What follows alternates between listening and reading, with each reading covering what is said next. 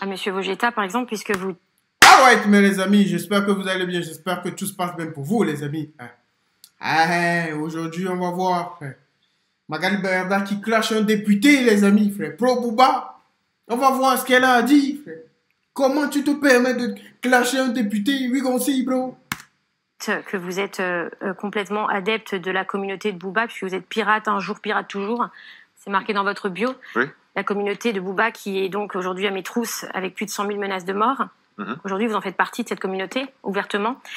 Ouais. Vous préférez, en termes d'exemple, moralité, adhérer aux paroles des chansons de Booba qui sont complètement sexistes et ignobles et qui encouragent la haine et la violence et le meurtre. Ou vous préférez une personne comme moi qui vous a jamais rien fait et je ne véhicule jamais de haine et de violence sur mes réseaux sociaux et peut-être je suis botoxée, mais en tout cas moi mes valeurs c'est pas la violence et c'est pas la haine. Écoutez madame, en fait je pense que vous prenez le problème à l'envers. Je pense que les gens sont venus me chercher. Cette communauté est venue me chercher parce que j'avais effectivement cette biographie de pirate, cette définition de pirate. Et en fait, je me définis comme pirate parce que j'ai été expulsé par mon parti politique au cours des dernières élections, parce que je me suis élevé contre la décision de mon parti politique qui préférait présenter Manuel Valls à ma place. Je me suis présenté face à lui, j'ai gagné, je me suis autodéfini comme pirate. C'est resté dans ma bio. C'est peut-être pour ça qu'ils sont venus me chercher moi, peut-être, ou alors peut-être qu'ils cherchaient quelqu'un qui allait jusqu'au bout de ses combats. Je ne sais pas. Toujours est-il que j'accepte d'écouter les personnes qui m'interpellent. Je suis allé au fond du problème. J'ai trouvé effectivement l'évidence de certaines arnaques, de certaines victimes qui existaient. À partir de là, moi, je ne veux surtout pas pipoliser. Je ne veux pas prendre position. De toute façon, il s'agit de faire le procès de personne Twitter tous les jours en retweetant les tweets de Booba. Shut the fuck up, bro. Tu es là, tu nous racontes des trucs, ouais, député, il a fait ci, nanani, frère. Tu préfères... tu voles, tu es une voleuse, frère. Personne te préfère, frère. Booba, il n'est pas un voleur. C'est vrai que il chante.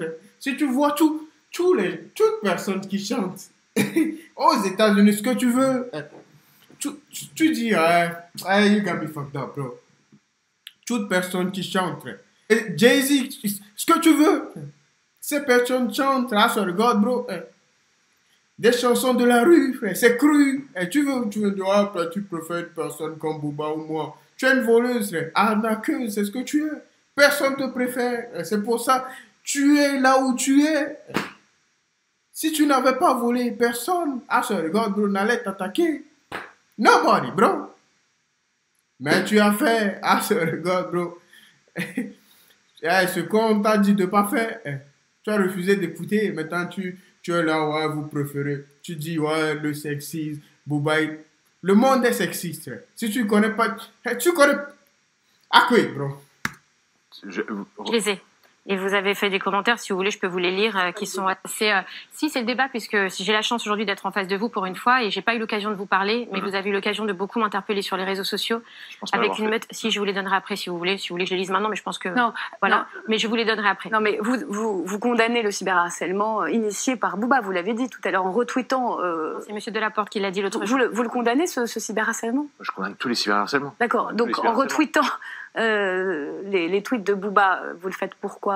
C'est depuis ce cyberharcèlement? Oui, bien sûr. Alors, et vous avez participé à un live aussi de Booba avec des personnes dedans, donc d'une personne qui sort de prison, d'ailleurs, pour escroquerie, c'est marrant. Bon. En disant que j'étais protégée par l'Élysée, vous avez sous-entendu ça, vous avez dit qu'on vous l'avait dit, et que vous avez véhiculé ça, mes cyberharceleurs. Or, je voudrais savoir en quoi j'ai été protégée par l'Élysée. En rien, parce que si j'étais protégée par qui que ce soit, je ne serais pas dans ma situation. Vous répondez là-dessus, et puis ensuite, on va revenir à notre sujet sur les dérives et surtout sur la régulation. Alors, je ne me rappelle pas avoir retweeté Booba, en tout cas, je ne me rappelle pas avoir retweeté de messages agressifs de cette personne et d'autres personnes. Lors de la conversation que j'ai eue avec lui, j'ai reconnu, et je lui ai dit, que je l'avais utilisé, tout comme cette communauté m'utilisait moi en tant que parlementaire pour essayer de faire porter un message, pour essayer de faire changer les choses sur un sujet, un problème qui est réel. À partir de là, je vous le répète, Madame Berda, je n'ai absolument rien contre vous. Et le but du jeu, c'est pas ici de faire le procès de Booba versus Berda. C'est dit. Allez. M'attaquer sur toute autre chose que les placements de produits, ça a duré pendant 1 mois et demi sur mon physique, sur ma famille, sur ma religion, sur mes... voilà, sur ma fille. J'ai déposé une plainte, une enquête a été ouverte. Il y a eu des arrestations. Il y a eu 23 arrestations en tout, dans tout ce dossier. Pour l'instant, l'enquête est encore en cours. Donc, ça a placé ce dossier dans un cadre de cyberharcèlement assez violent. Vous avez dû même déménager, je crois, vos bureaux, votre domicile privé. On m'a humilié tous les jours. Et en fait, 1 mois et demi après, quand il a su qu'il y avait une enquête ouverte contre lui pour cyberharcèlement aggravé, eh bien, il a cherché des failles, et les failles, c'était de parler de la télé-réalité, ça n'a pas vraiment pris. Après, c'était de parler d'autres choses, puis après, parler d'un placement de produit.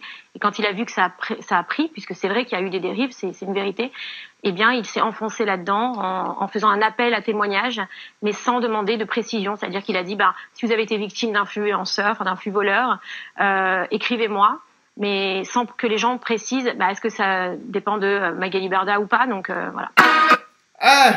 Booba, il est intelligent, il est malin. C'est le game, frère. Tu veux jouer, il est malin, frère.